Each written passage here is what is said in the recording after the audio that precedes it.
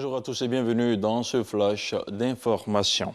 Le ministère du Budget et du Portefeuille de l'État, à travers sa Direction générale du budget et des finances, initie une tournée de vulgarisation du budget citoyen 2021. Il s'agit de mieux informer la population sur les actions du gouvernement cette année. À Ferkessédougou et à Katiola, ce fut notamment le cas.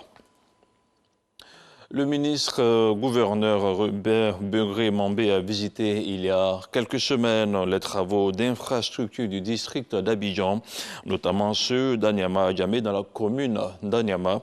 Sur le terrain, le ministre-gouverneur a constaté des travaux qui restent à faire afin d'éviter des inondations lors de la saison des pluies. On regarde le compte-rendu d'Issa Chonayo. Les populations d'Anyama-Awabo, reconnaissantes au chef de l'État, Alassane Ouattara. Et pour cause, la route reliant la commune d'Anyama à leur village, longue de 2300 mètres, vient d'être entièrement bitumée. La construction d'autres infrastructures est annoncée et la poursuite du bitumage de quelques voies également.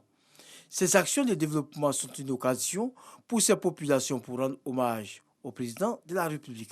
Nos parents avaient des difficultés pour rallier même Anyama quand en saison des pluies. Aujourd'hui, je pense que c'est des souvenirs lointains et nous nous en réjouissons. Et nous profitons pour dire merci au gouverneur Robert Mambé, mais au-delà de lui, le président de la République, Alassane Ouattara. Le ministre-gouverneur Robert Begré-Mambé, en visite sur le chantier, se dit satisfait de la réalisation de ces gros ouvrages qui non seulement permettent aux populations de se déplacer en toute quiétude, mais sont des atouts pour les assurer un meilleur mieux-être. Nous avons aussi capté des doléances qui concernent les femmes, qui concernent les jeunes.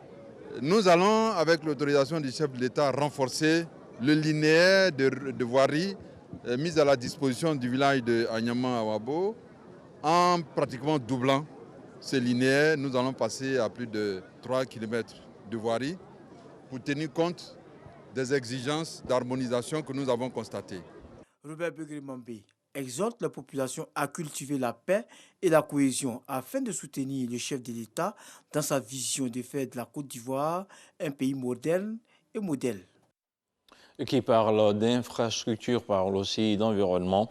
L'université Félix Houphouët-Boigny de Cocody abrite depuis hier jeudi le Salon africain du vélo et du développement durable.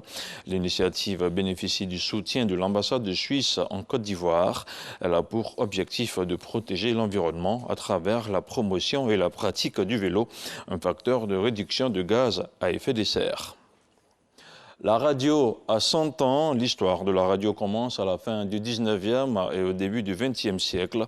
D'abord utilisée dans le domaine de la marine, son potentiel stratégique pour la diffusion d'informations à des fins politiques ou commerciales l'a fait évoluer rapidement. Outil de propagande ou de démocratisation, d'éducation ou de divertissement, elle a su, au gré des progrès technologiques, se faire une place de choix dans le vaste paysage des systèmes de communication d'information du XXIe siècle. La France a suspendu à titre conservatoire les opérations militaires conjointes avec les forces maliennes. Le ministère français des Armées précise que cette décision était liée à la transition politique en cours au Mali et qu'elle serait réévaluée dans les prochains jours. En prenant ces mesures, la France veut clairement exiger une transition inclusive qui doit s'achever dans 9 mois exactement. Et puis au Tchad, des échauffourées entre militaires et jeunes recrues ont fait au moins 1 mort et 18 blessés, dont 2 graves selon une source sécuritaire. Les faits se sont déroulés hier jeudi dans un camp militaire de Moussoro, une ville située à 293 km au nord de N'Djamena, la capitale, dans le département du Bahr El Ghazal. Diverses sources évoquent un recrutement discriminatoire pour la garde présidentielle, un recrutement qui aurait mal tourné. Et c'est ici que l'on s'arrête pour ce flash d'information. On se retrouve à 13 h.